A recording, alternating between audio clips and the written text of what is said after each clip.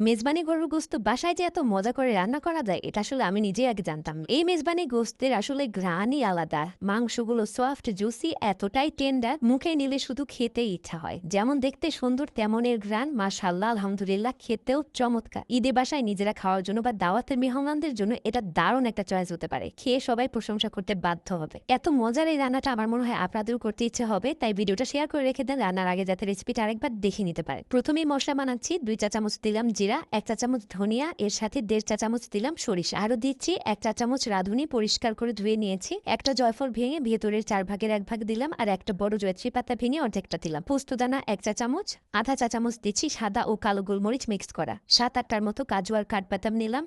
এর সাথে নিচ্ছি 2 টেবিল চামচের মতো আদা, 1.5 টেবিল চামচের মতো রসুন। যারা আলাদাভাবে পেস্ট ব্যবহার করবেন তারা এখানে আবার আদাটা দিবেন না। আদাটা আমি দিলে এখানে ঘ্রাণটা অনেক বেশি ভালো লাগে আমার কাছে ফ্রেশ আদার। এগুলোকে গরম পানি দিয়ে আধা ঘন্টার মতো ভিজিয়ে রাখলে খুব নরম হয়ে যায়। এটা ব্লেন্ডারও ইজিলি ব্লেন্ড করা যায়, ইচ্ছে করলে পাটাও বাটা যায়। 1 কেজি মাংসের মশলাটা আমি দেখালাম, তো 1 কেজি পরিষ্কার করা মাংসের মধ্যে সবটুকু মশলা ঢেলে দিয়ে এখানে আমি স্বাদ মতো দিয়ে দিলাম লাল মরিচের গুঁড়া, 1 চা চামচ হলুদের গুঁড়া, স্বাদ মতো লবণ, 1 টেবিল চামচের মতো টক দই। মশলাগুলো সব নেওয়া হয়ে গেলে এখন মাংসের সাথে এই মশলাগুলোকে খুব ভালোভাবে হাত দিয়ে মেখে নিচ্ছি।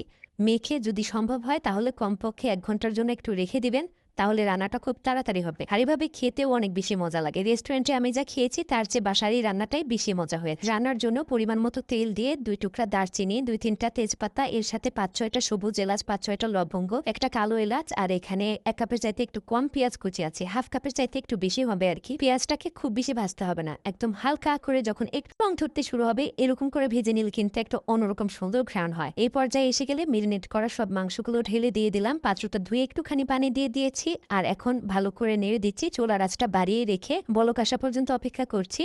তারপর ঢাকনা খুলে যখন দেখলাম মাংস থেকে আরো পানি বের হতে শুরু করেছে আর বলক এসে গেছে, তখন চুলার আঁচটা একদম কমিয়ে দিয়ে ঢাকনা দিয়ে ঢেকে রান্না করছি। এর ফাঁকে ফাঁকে আমি বেশ কয়েকবার নেড়ে দিয়েছি যেন পুড়ে না যায়। মাংসের গায়ের পানিগুলো শুকিয়ে যে যখন আবার তেল ছেড়ে দিয়েছে, এখানে বেশ কিছু কাঁচামরিচ দিয়ে দিলাম। এই পর্যায়ে যদি মাংস মনে হয় যে সিদ্ধ করার জন্য পানি লাগবে, তাহলে প্রয়োজন মতো একটু পানি দিয়ে তারপর ঢেকে রান্না করতে হবে মাংসটা প্রপার সেদ্ধ হওয়া পর্যন্ত। আর ঝোলের ঘনত্বটা এই যে পছন্দ মতো এরকম আসা পর্যন্ত। এই রান্নাটা করার সময় আমি যতবার ঢাকনা খুলছিলাম ততবারই এত স্ট্রং ভাবে ঘ্রাণ আসছিল। দরজা জানালা খোলা থাকলে আমার মনে হয় পাশের বাসা থেকে লোক এসে জিজ্ঞাসা করবে যে ভাবি কি রান্না করছেন এত ঘ্রাণ। কেউ আসলে কিন্তু এক বাটি দিতে ভুল করবেন না। এত মজার একটা রান্না কাউকে খাওয়ালে আপনার জন্য অনেক দোয়া করবে। আর এই মেজবান মাংস রান্না করার পরে আসলে খাওয়ার জন্য দেরি করা সম্ভব না। এটা এত ঘ্রাণ দেয় যে খাওয়ার জন্য পেট অলরেডি চৌচো করা শুরু হয়ে গেছে। মাংসটা এত সুন্দরভাবে সফট হয়েছে আর ঘ্রাণেই বোঝা যাচ্ছে যেটা অনেক বেশি মজা লাগবে। প্রথম লোকমা মুখে দিতে একদম প্রেমে পড়ার মতো। আজকে চলে যাচ্ছি, দেখা হবে ইনশাল্লাহ পরের ভিডিওতে। ভালো থাকবেন সবাই। আসসালামু আলাইকুম।